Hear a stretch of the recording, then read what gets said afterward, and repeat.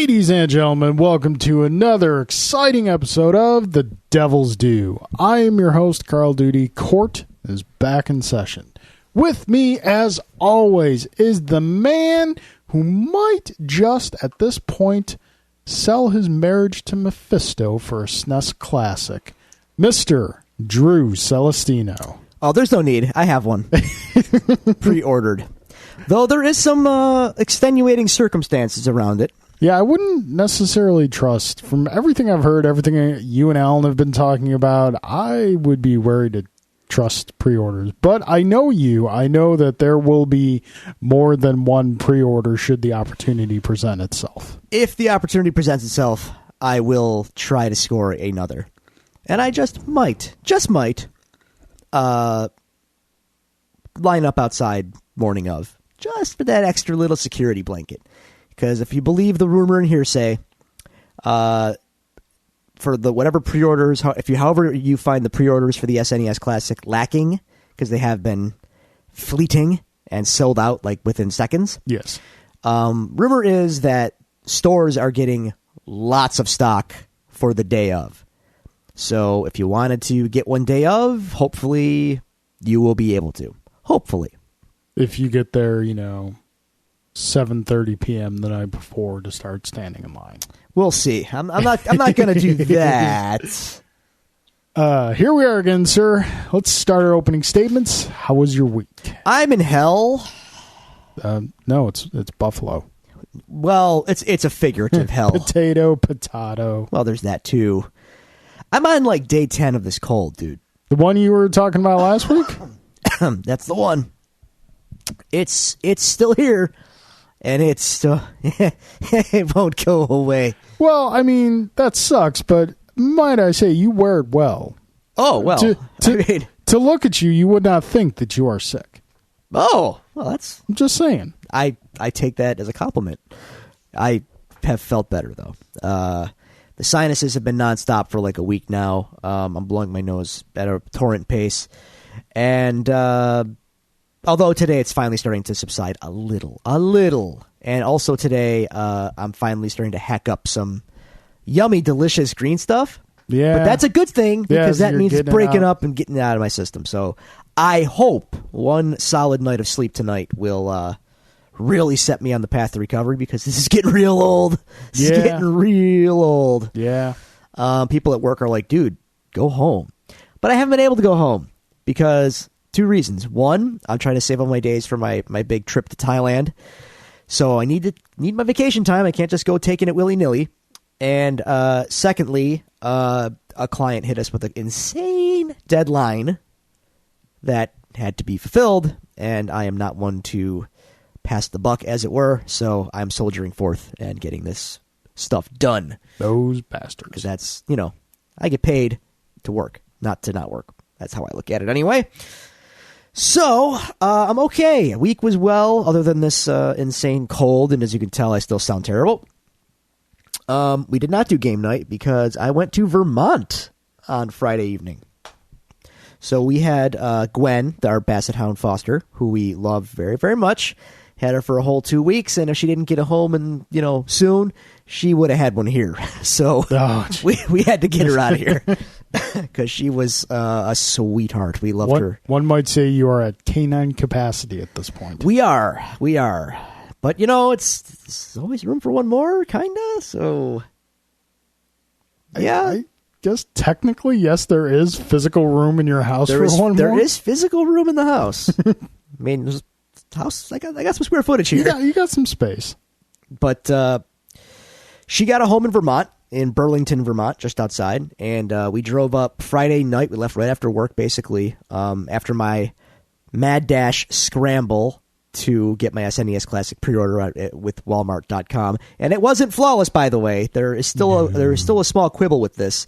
Walmart decided to ship it to my old mailing address, where I no longer reside. And how long has it been since you've resided there? Oh, 5-6 years. So why would they have that address? They had it stored in my account for some reason. Goes to show how long it's been since I've shopped at Walmart.com. Yeah, that's true. But I was just clicking go, because obviously these things tend to disappear. I get you. So, unfortunately, that happened. But what they told me was, as soon as I get my shipping number, tracking number, find out who the shipper is, contact them immediately, tell them to put a hold on it when it ships to them, to the carrier, and I can pick it up with ID. I did have ID with my old address on it, so they can do that. So, I'm not worried. I should be, but I'm not. All right. If I have to go to my old house and threaten someone, I will. Mark my words. Anyway, I know the ins and outs of that place, so I can break in if I have to. Went to Vermont that night. We actually stayed in Saratoga Springs, New York, the first night, just because we had to break up the drive a little bit. It was a pretty lengthy drive out to Vermont. So we stayed in the hotel room with some friends. Tim and Lauren came with us. It was pretty cool. And Saturday morning, we got up fairly bright, fairly early, and drove out to drop off Gwen, and she met her new family, her new owner, and he has another Basset Hound who he was very concerned that this dog was not going to like Gwen. As soon as Gwen saw him, she got super excited and started trying to play with him and doing the big chest bump with him. Yeah. And he loved her immediately too, and they hit it off real fast. That's great. Yeah, we felt real good about it. Jen thought she was going to cry relentlessly when they had to, let Gwen go, but then she saw the two of them playing in the yard and stuff for a half hour. We hung around just to kind of watch, and they were like two peas in a pod, so it worked out really well. Gwen has a nice new home. We checked out downtown Burlington, which is right on a lake. It's beautiful. College town, so pretty hip, pretty happening. Coke factories? In Vermont? Well, Burlington. Oh, I thought you said Coke factories. I'm like, whoa, hey. It said Vermont, not Detroit. Come on, Sal. Tigers are playing tonight. No Coke factories that I saw, but hit a couple breweries along the way. Unfortunately, we did not get to the one that I really wanted to go to. That would being The Alchemist, who makes the infamous Heady Topper. I did not come back with any Heady Topper, which is unfortunate because that is the big holy grail beer, but you have to be at the brewery lined up at a certain time. It's like the SNES Classic in a way. And, given the fact that we had to drop off a dog and make arrangements and whatnot, I will only jump through so many hoops for a good beer. And I've had this beer before. It is good. Dare I say, though, a little overrated. It's great. I mean, it's great. Yeah. But I'm not, putting life on hold to do all this stuff to get it. There's a lot of beer out there. You would consider this beer from what you're describing it to me, you would consider this beer in the same vein you consider Final Fantasy VII. It's a great role-playing game. It's not the greatest role-playing game of all time. I guess it's not a one-to-one comparison, but that's a fair take. Sure. I mean, I enjoy the hell out of it. It is a great beer. Yeah. I would not disparage it in any way, but given this hype factor, I mean, dude, I'm not gonna go line up outside at 7 a.m. They don't open till 10. I can't plug it in my TV. It's not worth freezing over. Yeah, kinda. So I did manage to score quite a bit of other stuff from the Vermont area. Saturday, we ended up. What did we do Saturday? We woke up. We took Gwen. That's right. Okay. After that, went to Burlington. Okay, catching myself up here. That evening, we drove out to Stowe, Vermont, which is about 45 minutes to an hour outside of Burlington. Okay. Mountain Town. Not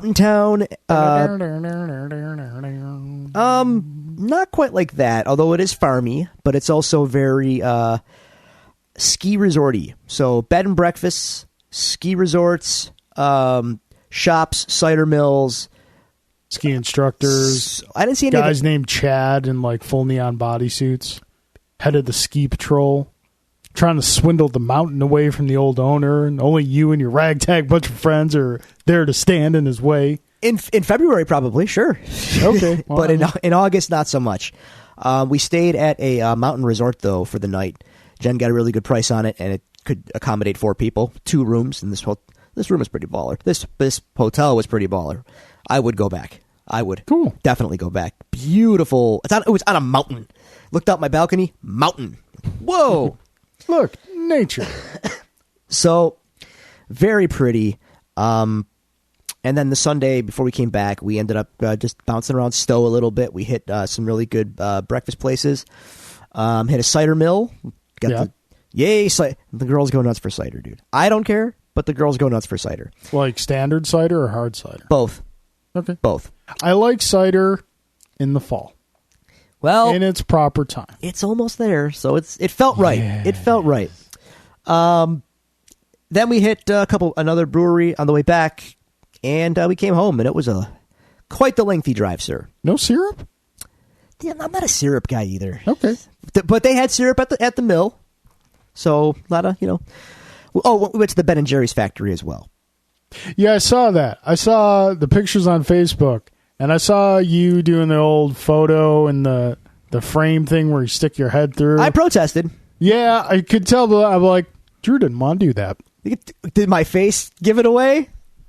You know what? If you were to tell me what the scenario was before you did it, before I saw the picture, I'd probably be like, you know what? Drew doesn't want to do that. That's right, I didn't. Because that's cheesy tourist stuff. It is. Drew's not about that. No. It was kind of neat, though. But honestly, the tour consists of a little theater with... you go into a little theater where they show a video about the history of Ben and Jerry's. You go into a room where you can see both sides of the operation of whatever flavor they're making at that particular factory. Yeah. It's not that big.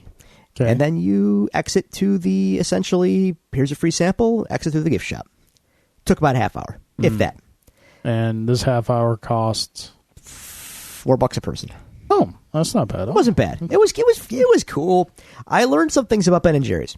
What's that? They're no longer like really an independent company. Well, I'd assume not. I They're owned by- assume anything that is food on the market is owned by one of 5 companies. Well, they're owned by a big company now, and they have an independent board of directors. But they're not.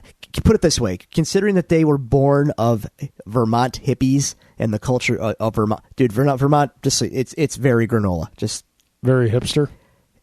Hipster or hippie? It's kind of a blend. The culture is very much both hipsters and hippies. Yeah. Nice place to visit. Hippies normally I get along with fine. 'Cause they're all about the peace and love. The hipsters, I like them. I like the ethos. Very, but it gets a hit and little. miss. Yeah, I'm with you. Anyway, that was just something I knew that I learned. Like, oh, they're not quite the mom and pop shop I thought they were anymore. They're big business now. They have. So you're no longer ever buying Ben and Jerry's again? No, I don't buy ice cream anyway, and I would still probably prefer to give it to them than I don't know, someone who's a big Perry's, ice cream, whoever that is. Perry's, sure. big ice cream. Big ice cream, capital letters. You ain't getting my money, big ice cream. You got big pharma and you got big ice cream. Right, yeah, big ice cream. I don't trust big ice cream. So, and then likewise the cider mill. They were independently owned because I'm not giving my money to Big Cider either. So anyway, we left there, hit a brewery, got on the road, long drive, upstate New York, dude. Yeah, A lot of trees, yeah, a lot of lakes that I didn't even know about. Yeah, pretty very and whatnot. drive. I think I saw more than one too many Confederate flags hanging around. I'm just saying. Yeah, certain areas. I'm just saying. Certain areas. But yeah, it's a very That was lovely my drive. weekend. When I went to college, at a small college right outside New York City called Nyack Okay. College. And the drive there, even though there were quicker routes, I would usually take just the New York State Thruway the whole way there just because it's a nice, peaceful, lovely drive. This was back roads until we got to Syracuse, basically. So it was quite the windy, twisty, rural road. But we got to see some pretty lakes and whatnot, and it was neat. But I'm home now, and it was good. Oh, and we watched we watched the finals of the Cueto Cup last night for Lucha Underground. That was kind of fun. Is this next season going to be on Netflix? Eventually, I would assume. Okay, Yeah, well, don't spoil I'm not anything. counting on season 4. I'll tell you that right now.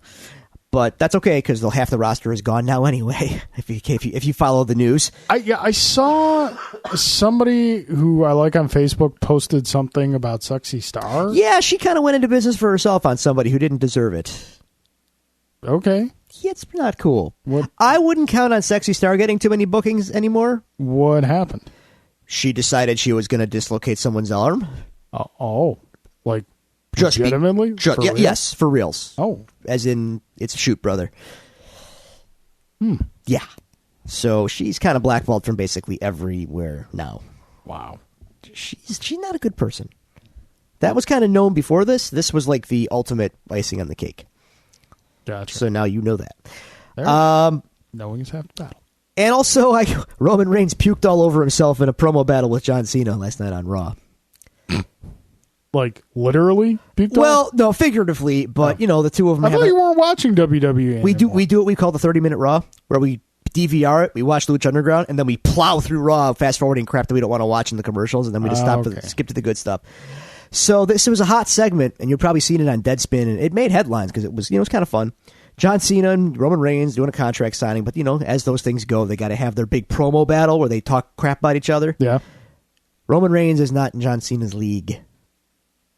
Yay. He forgot his lines at one point, and John Cena seized the moment and basically obliterated him. Do they not like each other in real life? Nope.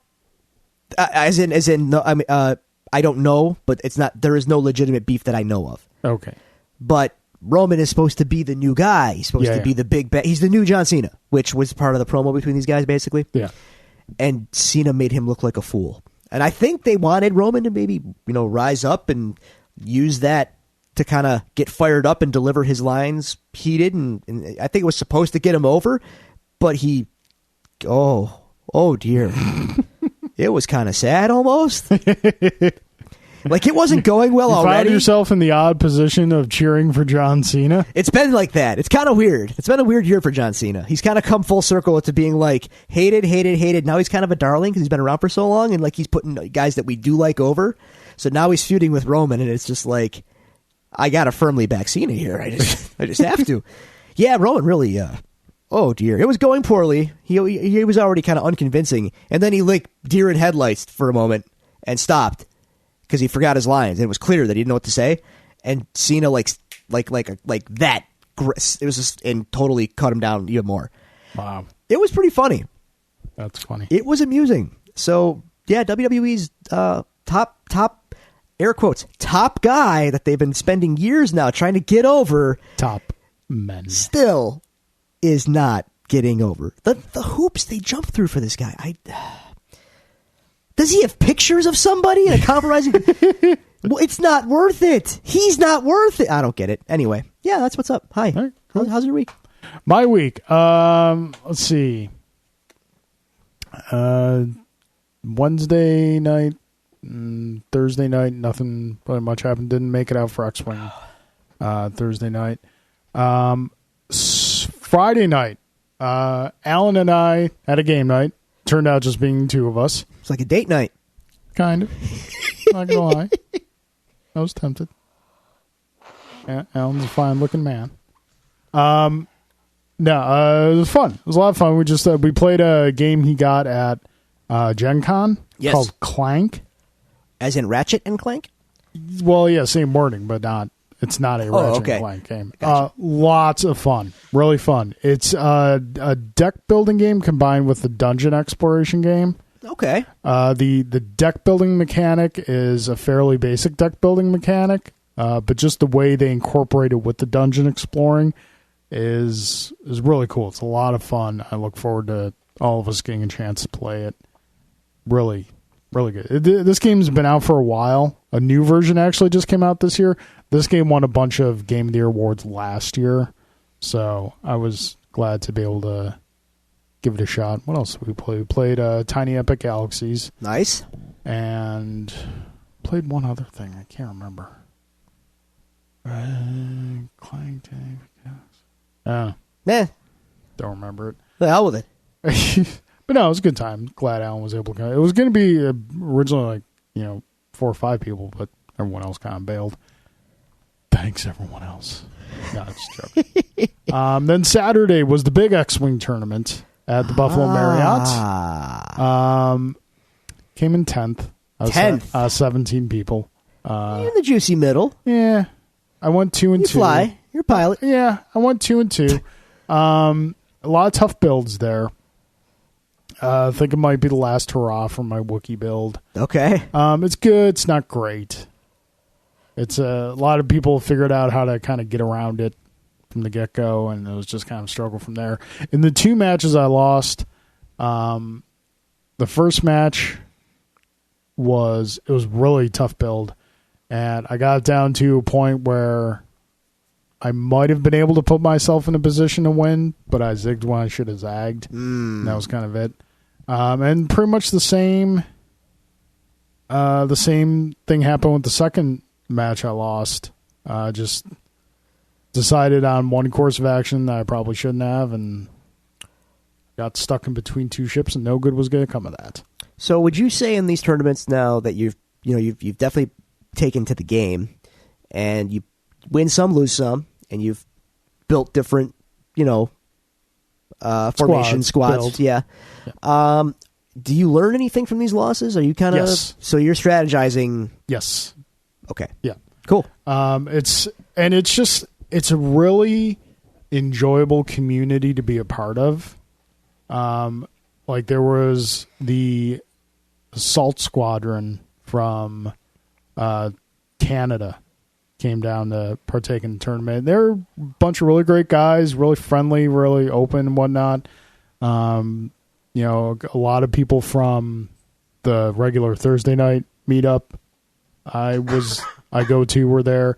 It was a really good time. It's a really cool, chill community of people.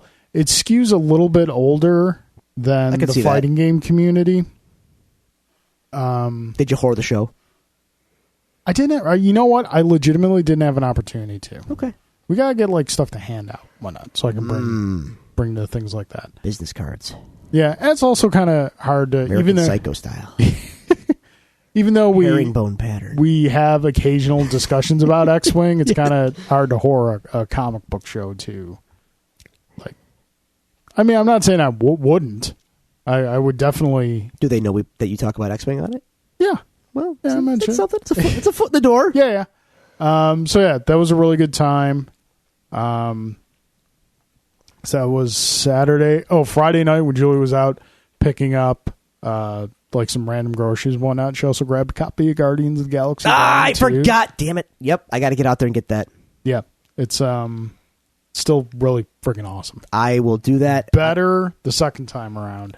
Mainly because I could hear everything. Yeah, I was just going to say, I definitely have to get it because when we saw it, the audio went out at critical moments. The sound problems. So yeah, that was fun. And then Sunday, Julie had a bridal shower to go to, so I had kind of a daddy Sunday. Yes. And then there's one other thing. I jot occasional notes from our week. Yeah, no, that was pretty much it. There we go. Which brings us to today. Yes. Today, joyous day, sir. Is it? It's new release day on the PlayStation Store. Oh. And Windjammers yes. is in my possession. For the first time in my gaming life, I own a copy of Windjammers. Now, you're probably saying to yourself, Carl, you love this game so much. How come you never owned it previously? I was going to say that. 2 words. Okay. Neo Geo. Yes. That'll do it. Yes. How much was that system when it originally came out? It was like $800. It was a lot, and the cartridges were $250. Yeah. But they were arcade perfect. But even I, in all my spoiledness as a child, we were not at that level. I see. Well, I mean, he could have sold the USS Flag for it, maybe. No, I was having too much fun not playing with it. Just letting it sit there. Yeah. Spiting you years before I even knew you. Teasing other kids with it. Don't touch it. Can't be played. It can't be played. It's got a layer of dust on it. It's like the guitar in Spinal Tap. No, don't touch it. Don't look it. Don't point at it. It can never be played. So yeah, that was my week. Dear listeners, faithful friends, loyal followers, if you'd like to tell us about your weeks, send us any questions, send us any comments to be read on the show, you can send them to the following locations. You can follow us on Twitter at Devils Do Pod. You can go to facebook.com/thedevilsdopod. You can email us at thedevilsdopod@gmail.com. And you can find all these resources available to you on our website, thedevilsdopodcast.com. That being said, Drew, we do have some cross-examination this week. Let's do it. Starting out with Mr. Alan Waiters. Yeah, Dove. And we kind of Alan's questions and so many things I saw on social media the past 2 days. We do have an addendum to I think it was last week. We said was Jack Kirby's 100th birthday. It was not. It was actually It was yesterday. Okay, so that's fine. We were ahead of the Marvel was curve. doing the covers and stuff. Yeah. So we were ahead of the curve, like we always are. So, question Right. for Carl and Drew. Jack Kirby's 100th birthday was last week. Do you think Kirby would still be recognized as one of the greatest inspirations to comic books, even if he didn't create New Gods for DC, because he co-created so many other characters with the great Stan Lee and Joe Simon? Is he the greatest comic book artist of all time? ooh, I think he would still be held in the same regard. absolutely. We're probably going to agree on this, dude. The Marvel work speaks for itself. Yeah. The Marvel work definitely speaks for itself. It put him on the map in a big bad way. It put Marvel on the map in a Yeah. big. His He's- style defined Marvel He comics. is the co-creator of the Marvel Universe. Yep, absolutely. And I think were he still alive and could have saw the actualization of the movies and all that, I think he would be as recognized as Stan Lee. Yeah. It's hard. People give Stan a hard time because he's the face, but it's easy to be the face when you're the only one still alive. Yeah. Unfortunately, Jack died a long time ago, and were he still with us, I think he would be definitely more known than he is and get the proper respect that he deserves. Yes. But comic fans know, and even if he didn't create Darkseid, because let's face it, when the cosmic DC stuff, think about its legacy in pop culture today, it's Darkseid. And, the other guys are there, they're cool. Yeah. But Darkseid is the main attraction. Darkseid is kind of the general public knowledge. And Right. Everyone else is kind of comic reader knowledge. Sure. And even amongst them, they're definitely niche characters. Yeah, they're still obscure. Yeah.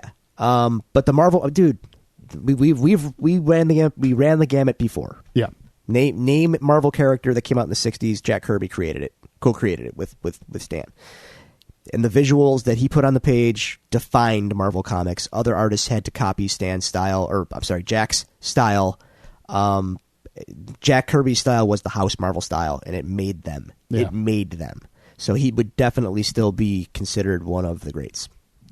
So, part 2 of Alan's question, is he the greatest comic artist of all time? I think that's a very subjective question. It's totally It's all in subjective. personal taste. I think if you're going to do a Mount Rushmore, he's on the Mount Rushmore. Yeah, definitely. But yeah, it's hard to say greatest of all time. I mean, He's in the discussion. He's in the discussion. Easily in the discussion. He's easily on the Mount Rushmore. and we just said, talk about defining a company. I mean, Yeah.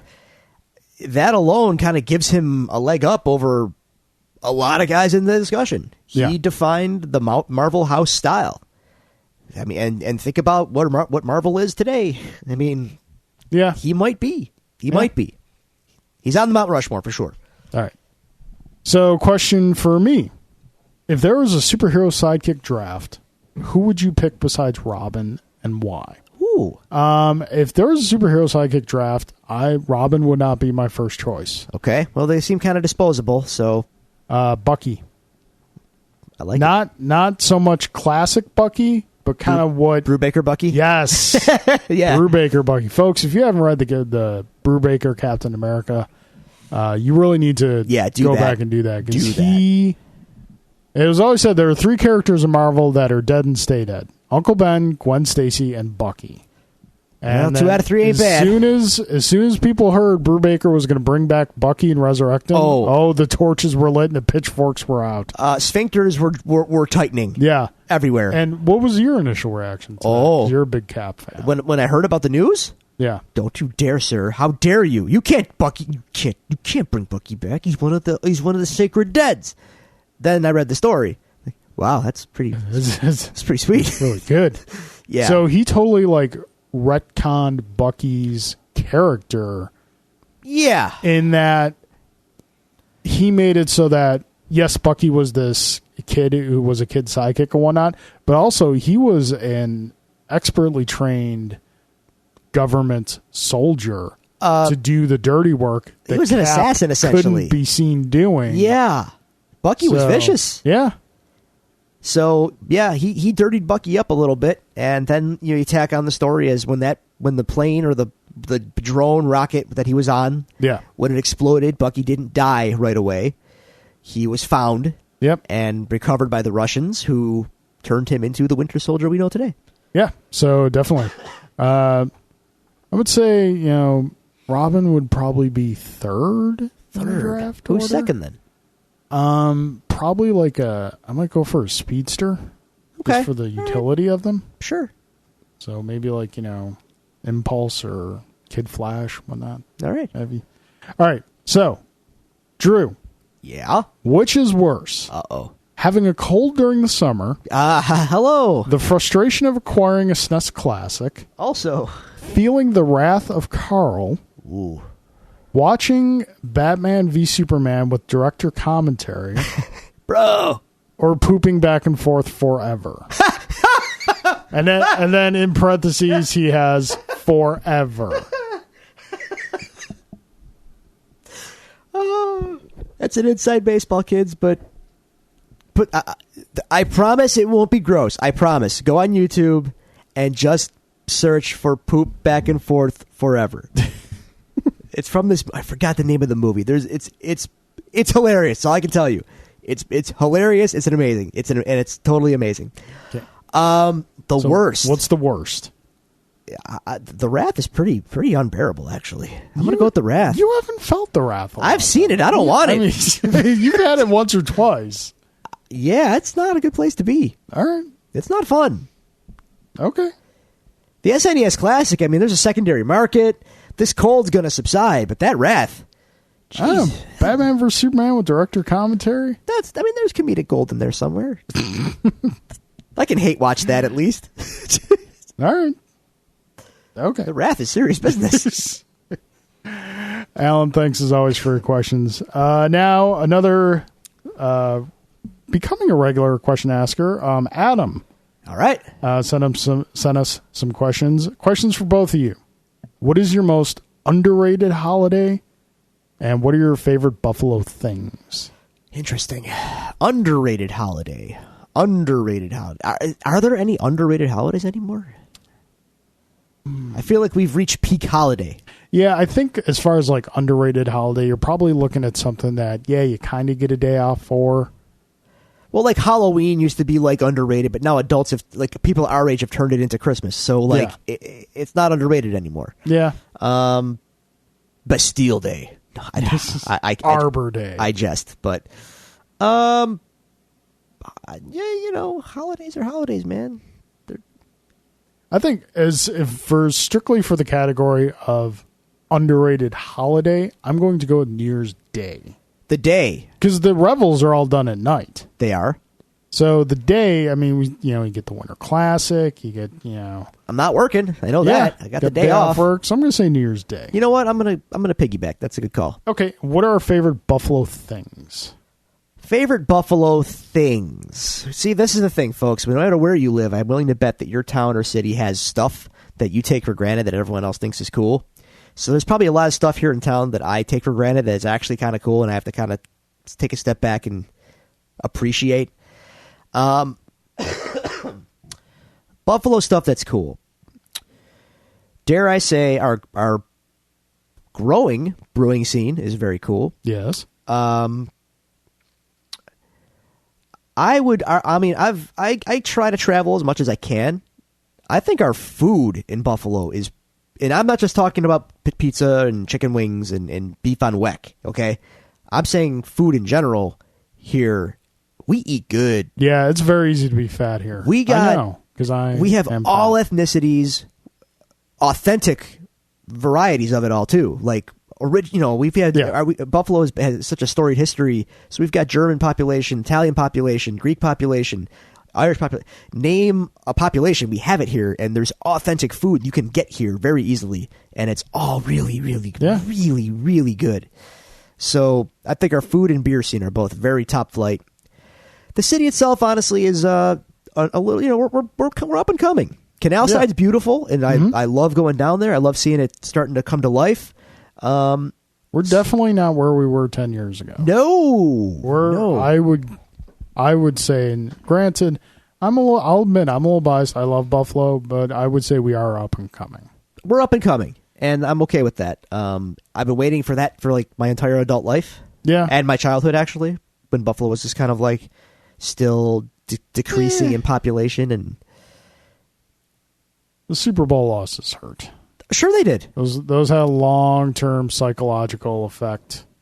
Now I don't care about that anymore, though. I honestly, I just, whatever. Now the populace as a whole has moved past that and is looking and moving forward. Sports populace, yeah.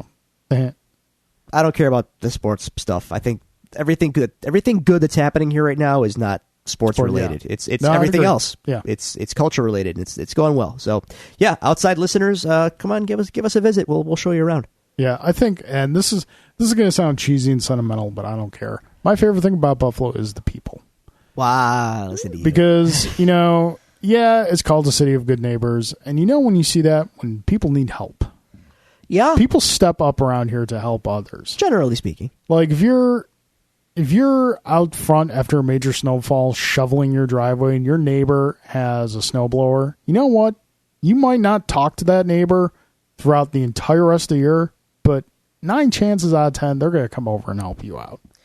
I snowblow my neighbors. If I don't do the whole driveway, I at least get the foot done for them and their sidewalk. I do the sidewalk on my entire block. Oh, okay, you're a little nicer just because I have a really small driveway and a really big snowblower. Yeah. So, with great power comes great responsibility. I appreciate that. So I do my whole side of the street sidewalk up and down. You're all right there.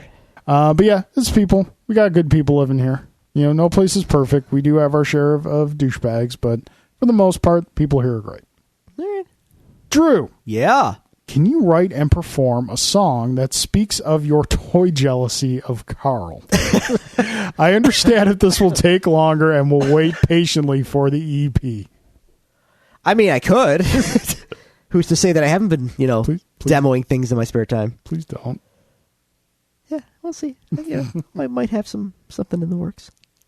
My most heavy and brutal and just hate-filled thing ever written. Maybe. I don't know. Maybe. Wow. I'll listen to it from the deck of the flag. That's right. Carl, if you could choose being the grand champion of Street Fighter or the grand champion of X-Wing, which would you choose? The catch is, whichever you are the grand champion of, you can never play or own the other ever again. Oh, that's savage. That's a Sophie's choice. Oh man. X-Wing or Street? Oh, geez. Well, as far as like grand champion, I would equate that to winning Worlds in X-Wing or winning Evo in Street Fighter.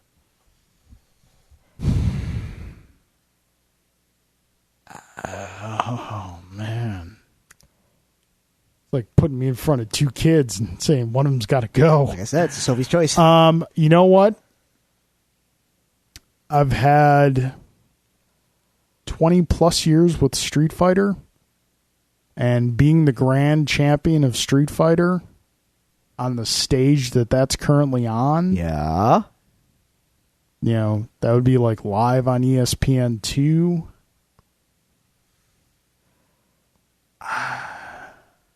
Wow. That's pretty good. I would choose Street Fighter. And you could probably meet Kenny Omega. Probably meet Kenny Omega. He ain't playing X-Wing. Yeah, because X-Wing and me, we've only just begun. I've only been playing X-Wing since March. So yeah, that would be, because not to me, that would take a lot of work to be able to do that. Like, you don't gotta justify your choice. I think you're choosing wisely here. Yeah. Street Fighter. Amen.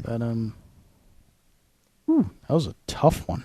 That was mean. Took you by surprise there. Yeah, a little bit. All right, so our last question comes from Mr. Chris Taylor. All right. Dudes. Last week you brought up Marvel vs. Capcom Infinite, and I went back and revisited Ultimate Marvel vs. Capcom 3. I had forgot about the battle mechanics change for several fighters in this versus the original Marvel vs. Capcom 3. Curious to know if that frustrated Carl as much as it did me? And also, what is your favorite Marvel fighting game? I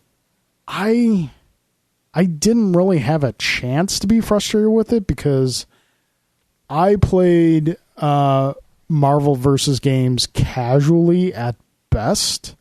I've never, even when I would go to like weekly meetups in the fighting game community, I never tried my hand at the versus game there, because being proficient in a versus game requires a level of like brain optimization and performance and skill that I will be the first to admit I'm just not capable of in a fighting game. If you've ever seen a Marvel versus game high level play, it's insane. It's absolutely insane. Like 3-4 characters on the screen at the same time with assists, and you're shooting up above the screen and you don't see anything below you, and just it's a beautiful thing to behold, and it's something that I'm just not capable of. That being said, I eagerly await the release of Dragon Ball FighterZ, which looks to be even more insane than. So yeah. All right. So yeah. Second question. I noticed they're releasing these Marvel Netflix shows on DVD. Outside of maybe collecting them like movies, does this mean eventually they'll remove them from the streaming service? And are there any special features on these DVDs we might want? I don't know. I don't think there's a chance that they will remove them from the service. I think we see them on DVD because it's a chance for people who might want these shows and don't have Netflix to purchase the show. Yeah. Do we know there's a chance they could disappear someday? I would say 80-20, 80% they stay, 20% they disappear. Sure. Having said that, special features. I think I'd like to see like a roundtable discussion with Daredevil creators and artists, writers, past, present, future. That'd be fun. That'd be cool. I like when they do stuff like that. That's one of those. That's another one of those things where I know it exists, and I really feel like I should get that just to have it. Yeah. Even though I pay for Netflix, but just having a tangible like Daredevil Physical season thing. 1 and 2. Yeah, we've discussed we got this. that Physical Yeah. owning. Yep. So, yeah, I'll have to remember to do that one of these days. Yeah. Okay. Yeah. All right, Chris, thank you very much for your questions. That brings cross-examination to a close, which brings us to the case files, the news of the week. It's something's burning. Yeah. And we're going to get there eventually. Let's knock these two quickies out, all right. like out of the box, and then we'll get to where we're going to spend the bulk of our time with. Sure. First off, a new Punisher teaser released this week. Yes. Teaser-esque. Flashed images of cast members. Yeah. And then, scrambled release date, except for 2017, which we already knew. What'd you think? I'm ready. Let's go. Let's get to it. Let's get. I'm through this guessing thing. November. That's the word. Yep. Did you hear the other hot rumor? What's that? Excuse me. Apparently, there's speculation that another Marvel character will be showing up in the Punisher that we have not seen before. No one knows. Speculatory. Do you want to hear the leading contender amongst people who are discussing these things on the internets? Yes. Mr. Mark Spector, a.k.a. Moon Knight. Ooh. Rumor and innuendo. Don't take it as fact. I gotcha. But that's the leading rumor. I really want Ghost Rider in this world. Is that Agents of S.H.I.E.L.D., though? No, not that Ghost Rider. I want Johnny Blaze Ghost Rider. He could show up on Agents of S.H.I.E.L.D., though. You never know. All right. We'll see. Yeah. But Moon Knight. That Whoa. deep cut there. That's a heck of a deep cut. I don't know. Maybe not. But that's what people are saying. And today it was just released now. Folks, if you are just taking Defenders one episode 1 week at a time. Like me. Potential little spoilerish stuff coming up here, so you may want to just skip ahead 5 minutes or so. So potential spoiler in 3, 2, 1, go. Earlier today, Entertainment Weekly released previews of an article they have coming up in the next issue of Luke Cage Season 2. Season 2 of Luke. And very surprised that they showed Misty proper with cybernetic arm. Yeah, I was happy to see it, but I didn't know the context until you came over today and said, Defender spoiler. And I go, what? Because I haven't finished it yet. And so I guess I have that to look forward to. Well, you kind of asked me, like, did she lose in the show? I was like, what the? No answer that I gave at that point was going to, like, be convincing enough to make you think otherwise. It's fine. It's fine. I'll look forward to seeing that happen or not. But yeah, Misty. You're just mean. You Misty wanna with see the that arm. happen? Yeah, Misty with the arm. Do you think it's Stark tech, like in the comics? It kind of has to be, right? Does it?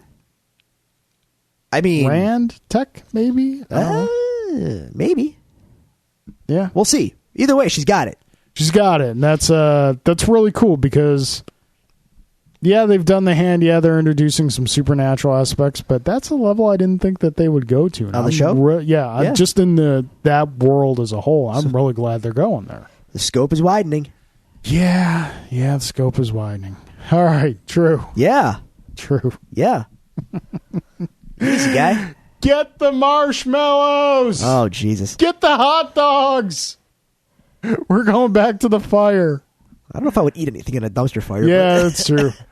Drew, it's been a while since we've been properly in the dumpster fire because right. Wonder Woman threw some smoldering on it. Yeah, It kind of calmed it down a little bit. definitely. But apparently, since we last recorded an episode, some executive in Warner Brothers and DC's offices went, guys, we've got far too much positive momentum going here. What can we do Pump the brakes. to screw this up and get us back to where we were, which is a dumpster fire cluster screw? Getting cold in here, guys. Let's stoke the flames. So what do? Let's just dump it all out, and then we'll go back over it piece by piece. Okay. So this is what was announced this week from DC. We got to catch up here because I'm still unclear on some stuff. Solo Joker movie, origin story, not starring Jared Leto. Joker, Harley Quinn, spin-off movie, potentially from Suicide Squad, stars unconfirmed. But supposed to be Margot Robbie and Jared Leto. Supposedly. Supposedly. Suicide Squad 2 has been fast-tracked. Oh, yeah. You got to get that going. The Batman will not exist within the DC movie universe. Or will it? And for the cherry on top of the sundae, Ben Affleck, rumors abound that he has made the decision to leave yet another cowl behind. Whew. Oh boy, so much. Let's start at the top. Solo Joker movie, origin story, not starring Jared Leto. Drew, tell me all the reasons this is a bad idea. well, Because there are so many of them. okay. Let's start small. Small reason why it's a bad idea. Yeah. When you have a cohesive brand and you're trying to do this whole universe thing, Yeah. generally speaking, it can be a little confusing to audiences when people that you recognize in your little universe suddenly are different looking Yep. and not played by the same people. Yep. Just saying. Now, granted, it's Marvel even pulled it off happened to Marvel. once. Yeah. Marvel pulled it Once. off once. Twice, sorry. Who was the second one? It was Rhodey and... Everyone forgets about... Oh, Banner. Bruce Banner. Yeah. But having said that, Yeah. the Joker's a little bit more of a higher profile than Yes. War Machine or Banner. Yeah. Just saying. Yeah. He's not window dressing. He's kind of a big deal. So that's kind of a bad call, right? Yeah. Now let's get to the bigger reason why it's a bad idea. Don't give the Joker an origin. No. Ever. I think You know, here's what it is. I stand by the Killing Joke origin. But it's unreliable. Intentionally. He even Yeah. says it's unreliable. Yeah. We know the Red Hood fell into the vat of acid. That's enough. Anything before that, there are different origin stories out there. Choose what you will. Here's the thing. When you've got someone that's really cool and people like, because of their mystique and their mysterious origins, why do you want to answer these questions? You take away what is powerful about the character. See, Lucas knows what's going on. Don't rob things like this of their power. It didn't do anything good for Wolverine, in my opinion. Sorry. And see also Star Wars prequels. I don't need to know where stuff comes from. I just like cool stuff. Let me just like the cool stuff. Yeah, I mean, you're not helping anything by like giving it a source. And on top of that, there are certain villains that you can give their own movie to, because at some point, because you're essentially turning a villain into a protagonist, and you have to be somewhat sympathetic towards a protagonist to want to follow them on the journey of their story. Yeah. Some villains you can do that with. Not the Joker. You can't do that with the Joker. Well, to understand him is to humanize him, and that's not what he's about. He's not. He's supposed to be unpredictable and crazy. Yeah. He's a force of nature. Yes. So that's, yeah, let's not do that, Warners. Yeah. That's stupid. No. All right, let's go to part 2 of that. Joker, Harley Quinn spin-off movie. Okay. I get doing a Harley film just because of the heat the character has. Yeah. I'm not saying I like it. Yeah. I'm not saying it's something I would go see, but I understand the business sense of it. Okay. It's a popular character. People have a genuine love for this character that's built up over the past 25 years. Harley's 25 this year. Yeah. I'm old. Yeah, we are. We're old. So, and the character, even in her beginnings, was one of those villains that you can put in their own story and make them sympathetic and make them the hero of their own story and make it an interesting story. Sure. I get that.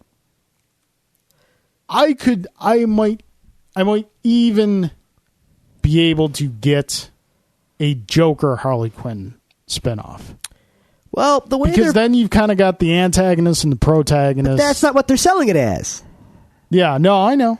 It's a love story, Carl. Of course it is. Because, we need more movies about abusive relationships. We got to paint those in a positive light. Yeah. Do they not? Do the Warners not understand that part of the relationship, that it's really destructive and bad? Yeah. Let me ask you this: if they came out and they didn't announce this Joker solo origin movie, yeah, they just said we're doing a Joker Harley Quinn spinoff movie. We're going to do Mad Love, the original Bruce Timm, Paul Dini, Harley Quinn origin story. Yeah, no, still no. No. What if they said we have Bruce Timm and Paul Dini involved? Still no. All right, works as a comic, works as an episode of an animated series, doesn't work as a feature. Is that what you're saying? Yes, and especially not in this movie universe. I don't want to see Jared Leto again. I don't want to see this. Here, his Joker wasn't even super horrible. It was just the visual was so terrible. Dude, I'm at peak Leto. Can I just put that out there? I'm seeing these trailers for Blade Runner, and I see him. I'm just like, I don't like you, dude. I don't like you. I'm sorry. I don't like this guy. Anyway, so Marvel has a villain problem, right? That's the word. Marvel can't do villains very well. I wouldn't say it's a problem. I would say if you're gonna, it's a weak link. Would you say?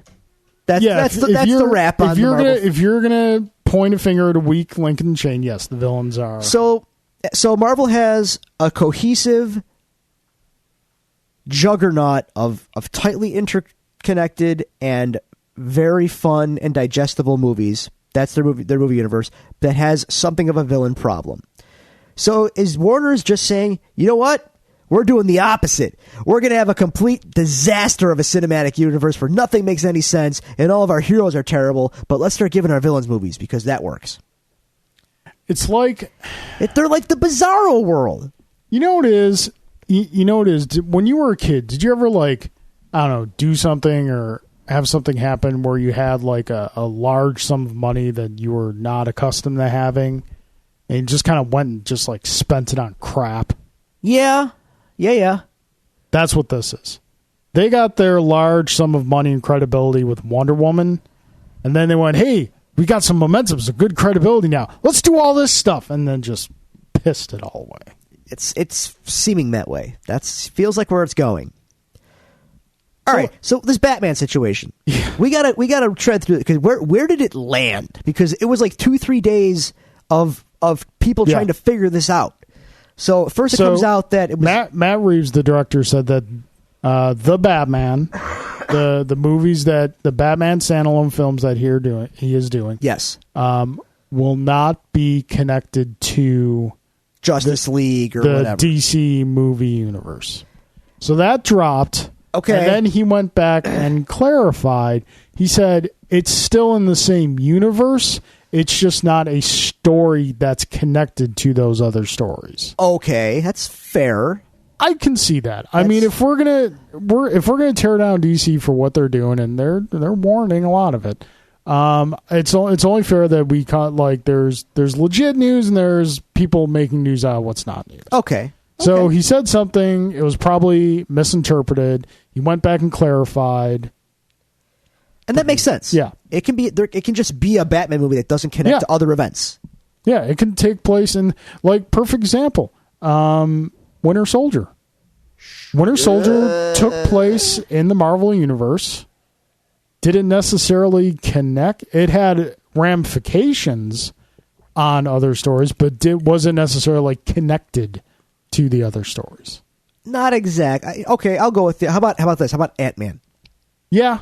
No, yeah. You can watch Ant-Man better kind scenario. of without... Or even Guardians. Yeah. Guardians. Aside from Infinity Stones, they have nothing to do with the other Marvel films. Doctor Strange? Nah, I think we're kind of getting closer to... I mean, he's pretty much out there, too. He is out there, but, it's even... It's connected if you want, but otherwise it's like this weird magical movie with this guy. Yeah, I think Winter Soldier, Ant-Man, and Guardians are the three prime examples. That's fair. Okay, so where does this leave Ben Affleck? Does anyone know? All right, so going back to San Diego Comic-Con, Affleck said that he's in the role, he's not leaving the role, yada, yada. Then it came out last week or a week or so ago that his brother, Casey Affleck, said he's leaving the role. Granted, this is Hollywood hearsay, but a lot of times these things kind of have a tendency of coming true. As we've discussed many, many times, I've always said that if Affleck leaves, that's the body blow. That's the thing that kind of ends this current incarnation of DC films. That was before Wonder Woman. Wonder Woman overperformed. So now, Affleck can leave and it's still a body blow, but it's not necessarily the game ender that it was. It's not far from it. No, I'm not saying that, let me put it this way. It ain't good, dude. Your hit points are at 9,999. And then you get hit by an attack that does 9,800 damage. Okay. Yeah. You're still alive, technically. You could maybe make a comeback. You better start casting some cure spells quick, because... DC, just sell Wonder Woman to Marvel. Just do that. Wow. Yeah, I don't know, dude. This is all very strange. I don't know what they're doing. And I don't think they do either. So... There's just no leadership over there. They need a Kevin Feige. Well, they need stupid Jeff Johns is supposed to be that, but I don't think he is. Yeah, he's not. He's that as far as a story guidance goes, but executive making decisions. No, he's not at that level. No, I don't think. Oh, another thing I saw today. Yeah, Joss Whedon is being given a writer's credit on Justice League, which means he has contributed significant amount of material to warrant that. Yeah, they're remaking that movie.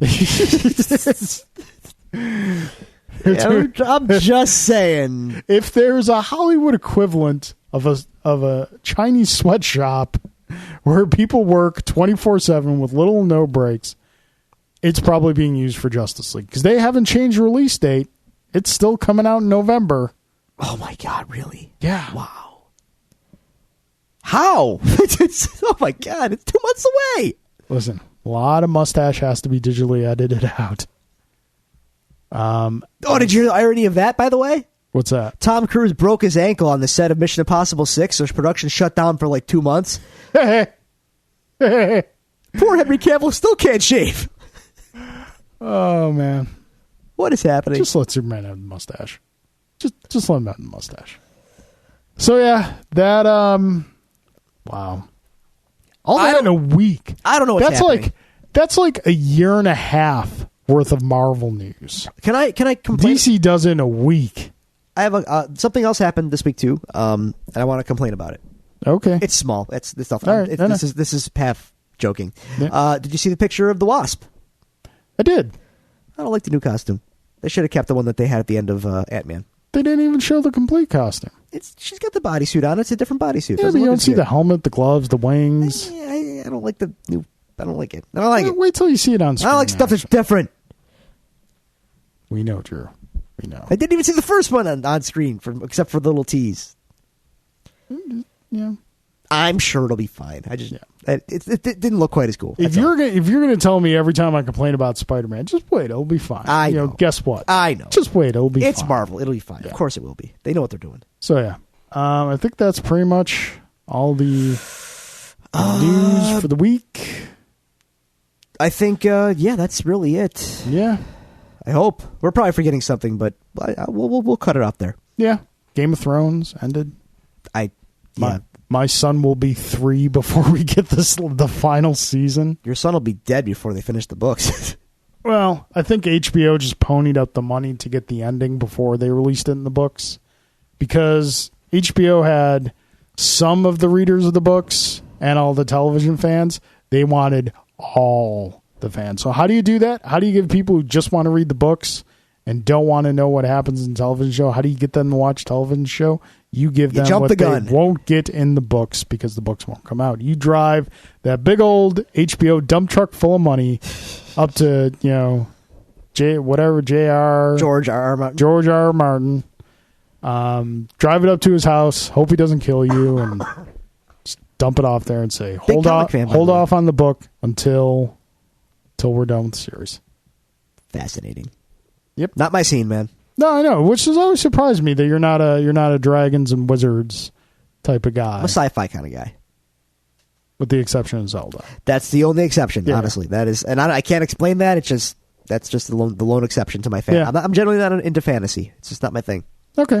Or unless it's a fantasy of a final. Right. Even then, yeah, it's got to be a particular Final Fantasy. Yeah. All right. So, yeah. But you show me spaceships, and I'm, let's talk. I'm listening. All right. Alrighty. Ready? Time to rustle. Look, Carl. Oh, look at that. You're back and proper. Doesn't feel good to kill that tree. I didn't. No. Vermont is running off on me. I can't feel bad now. All right. Time for us to break down another episode of Defenders. And we are at episode 2, which is entitled Mean Right Hook. Okay. So now you still are just on episode 2 of Defenders. You haven't gone forward at all. No. I am I did not have time to do anything more than this episode. All right. So this is all still new to me. Which, I mean, it's going to be interesting to get that perspective. I look forward to it. All right. So we start off with the aftermath of the earthquake. Yes. Matt is perched atop a roof, like you do when like you're he a vigilante. Does. Well, just kind of listening, and all I could say is, Matt, do something. Yeah. Which, thank God, he does. He finally gets his butt in gear. He goes and breaks up looting. Actually protects the looters because they were just some kids and they were going to get shot. Pivotal moment in this scene, though. Yeah. The guy who Matt just subdued asks, "Who are you?" Yes. Now, you can just look on the surface and say the guy's just asking who just showed up and kicked his butt. This is a much deeper question that Matt's going to struggle with for some time in this series. Well, that's a bummer because, I thought we established who he was. But yeah, I mean, and then we have that whole scene in Josie's later when he's meeting up with Foggy, and I didn't like that scene. I don't like how, and I think we discussed this in the last episode, I don't like how Matt is treating Daredevil as like this bad thing. I thought the point of season 2 was him embracing it outright. So did we just forget all that? Like, I get that the loss of Elektra is a big thing, Yeah. but like we said last week, this has happened to superheroes before, and even in Daredevil in the comics. And you get knocked down, you sting for a little bit, but eventually you get up off the mat and get to it. Boxing analogy intended. Yes. Also, I really hate Foggy's haircut. Come on, Foggy cleans up nice. I'm not feeling it, man. This is slimeball Foggy. I don't like it. Marcy likes him slicked. I guess, but Because he gets to see Marcy. he does Naked. I saw that. I saw that in the episode. And he's like Hogarth's lackey. Like what? I don't think he's necessarily lackey. He's just an employee. And Hogarth has always been... He's getting bossed around. Hogarth has always been established as being very calculated and very measured. Oh, yes. That's for sure. Between Jessica Jones, Iron Fist, and... And she gets some FaceTime here in this episode. She's very prescient and knows a lot that we don't know yet. And At least she seems to. She wants Jessica off this case that she's suddenly found herself hip deep in. Do we find... Well, I guess we'll find out why. But this episode is interesting because it seems like there's a lot of characters in this episode that know more than I do right now. Yeah. Hogarth is doing stuff. What does she know that I don't know? Well, I think it all spans out from what Jessica found in the apartment. The C4. Because, like, FBI, Homeland, all this stuff's getting involved. Sure. So that... Because Jessica is probably still associated with the firm, and Hogarth clearly doesn't want any of that Any heat blowback? on the Okay, firm. that's fair. Alexandra knows a lot of stuff. Yes. Well, we get inklings in this episode that Alexandra probably looks very good for her age. Is that what that means? There's some hints there, I guess. I'm not there. I'm trying to take this from the perspective of someone who hasn't seen the entire series, so it's not spoiling anything for you or any of our listeners. Well, but she they did make alluded mention- to it very heavily because the way she discusses Brahms and Beethoven, Mozart and Beethoven, yeah. the syntax of the conversation is personal. It's as if she's speaking from having experiences with these people. And then she kind of says useless knowledge, things you pick up, things like that. So she says a line like that. Oh, it's just stuff you pick up along the way or something like that. So, okay, that's interesting. But if that's the case, how come she's dying? I guess we'll find out, won't we? I guess we will. Fair enough. She's mysterious. Also, I just have to point out the thing with Alexandra in this episode. I get it. We're not dealing in there's some broad strokes being painted in some of this stuff in terms of characterization, but we have a high society villain, and naturally this high society rich villain is into stuff like classical music and quartets and philharmonics. It's just that's an easy one. You see that a lot. Dare I say it's a trope? It's easy, but at the same time, it also shows her level of influence, because even like high society rich peoples don't always necessarily warrant a private concert by members of the New York Philharmonic. Curveball. Okay. My villain, my rich eccentric villain who has all this money and whatnot, he gets a private Metallica concert. Okay. Let's buck some Would trends Metallica here. do a private show like that? Well, Audience of one? One, no. They did do a show for Salesforce, though. What's Salesforce? Salesforce is a software company. They make project management and communication software. So it's a big deal. A lot of companies use it. It's a big company, major outfit in San Francisco, and members of the band are good friends with the founder of the company. So they did a show for the company. All right, friends. Not going to hold that against them. Doing If it was strictly cash, I'd be a little upset. But there's ties there. So, okay. See, if I had money like that, if I had power and influence like that, you know what I would do? This shows just how much I'd like you. Oh yeah. I wouldn't get you a private Metallica show. I'd arrange it so the Long Cold Dark could open for Metallica. Because I think that would mean more to you than a private Metallica show. Well, yeah, I could bank on that. I could upward trajectory. The concert I watch, but opening, I get to open people's eyes to what I'm doing, which may or not be very good, but hey, you know what? They might like it. So we have a scene where Misty meets Jessica Jones. This is part of the fun of this series, when you get these characters from other series meeting characters from other series for the first time. And Yeah. you're like, I mean, we got the big one at the end of this episode, obviously. Well, the last But, episode it's was these little ones too. Yeah, the last episode was basically getting caught up with everybody. Yeah. This is the episode where everyone starts meeting people. Everything starts to intertwine. Yeah. Oh, can I make an observation? You can. If Jessica had just let Trish's car get towed, it might have been better for Trish in the long run. Yeah, it would have been safer in the impound than it was in the crater where the earthquake put it. The whole. So we get, that happens. Misty meets Jess, and there's some sparks there because obviously those personalities are going to clash a bit. Yeah.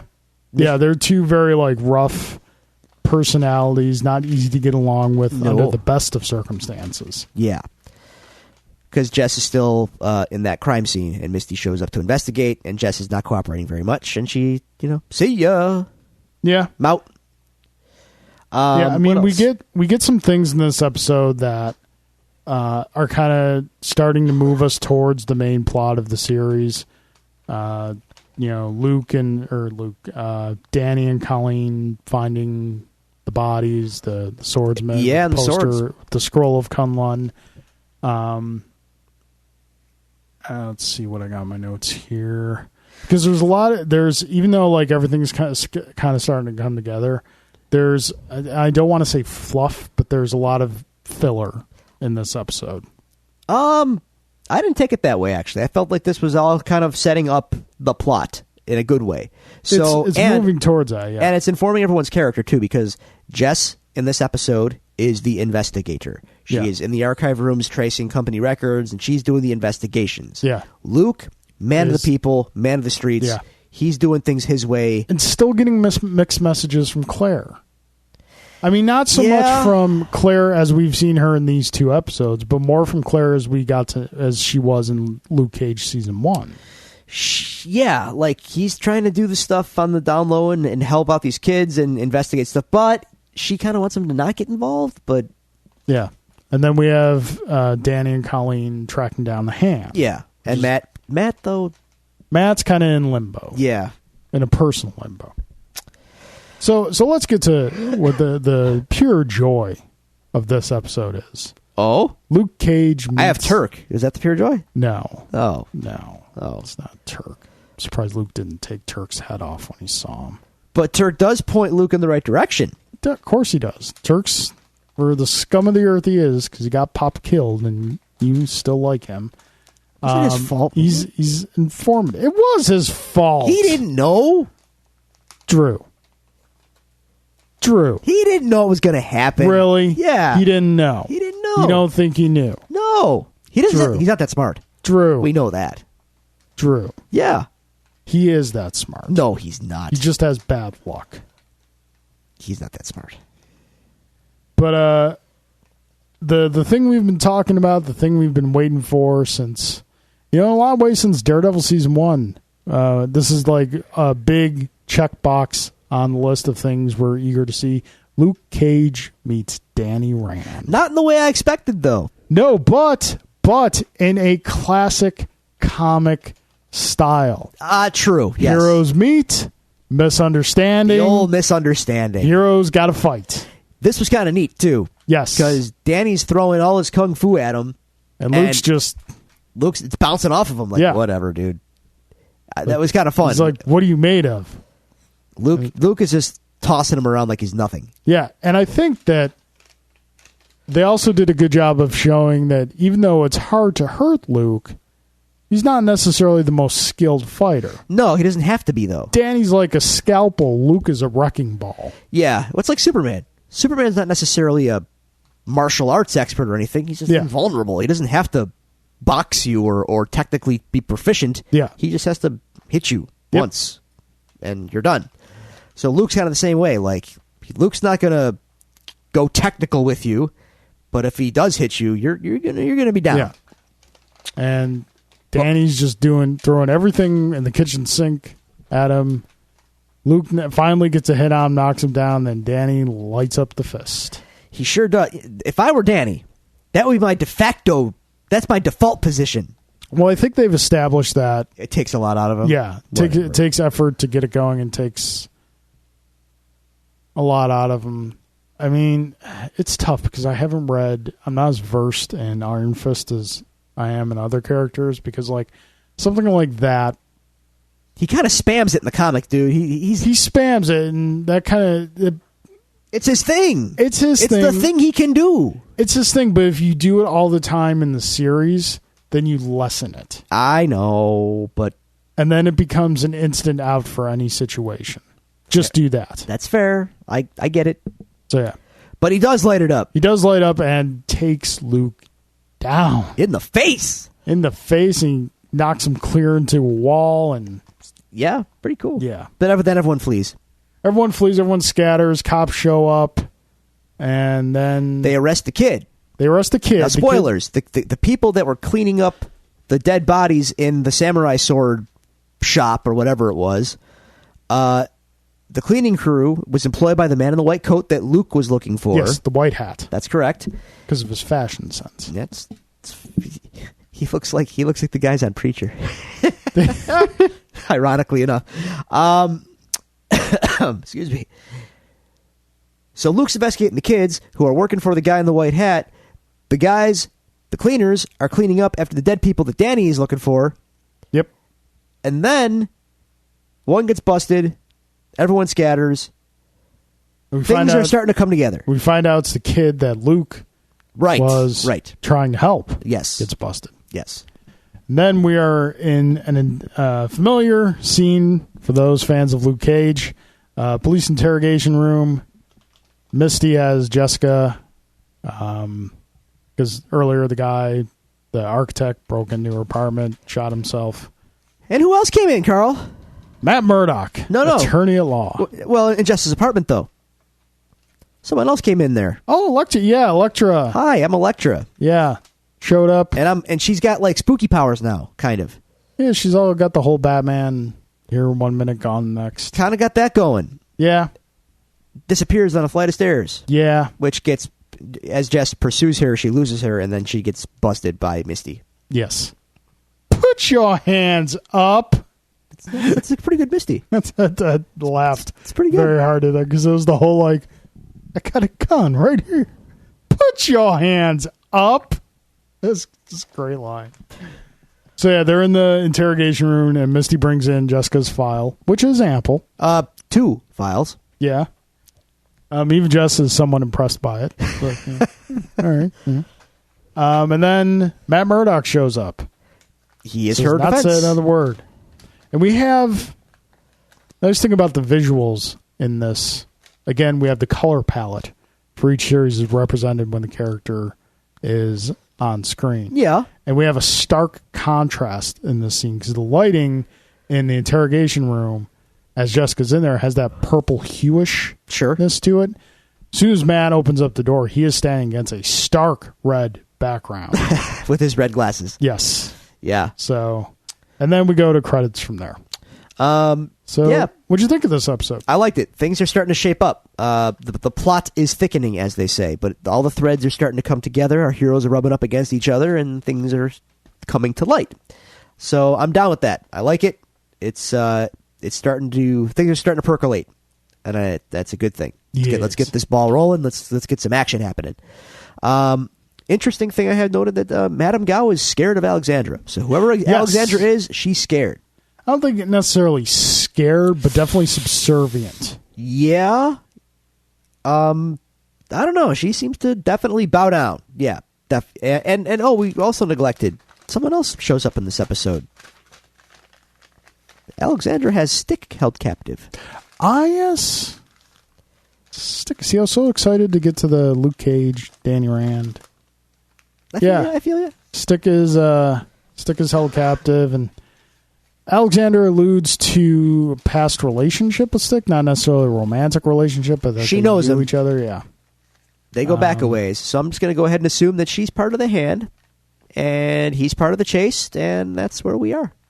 All right. Let's see where that goes. We'll see what happens. All right, folks, thank you again for joining us. We very much appreciate it. As always, please help us out by retweeting and sharing our new episode posts. We appreciate it. If you would like to reach out to us, ask us any questions to be read on air, send us any comments on the shows, any thoughts at all, you can do so at the following. You can tweet us at Devils Do Pod. You can go to facebook.com/Devils Do Pod. You can email us at thedevilsdopod@gmail.com, or you can find all these resources available to you on our website, thedevilsdopodcast.com. You look like you had something. Did you want to maybe float the idea out there for our little visual? Well, we're working on something that some of our more artistic listeners may be able to participate in the future. Announcements forthcoming. Okay. Yeah. All right. So, we're looking to. We've been living in the house for over a year now. We're comfortable here, but fresh coat of paint never killed anyone. Okay. So yeah. All right. Alrighty, folks. Giddy up. Thank you again for joining us. Court is adjourned.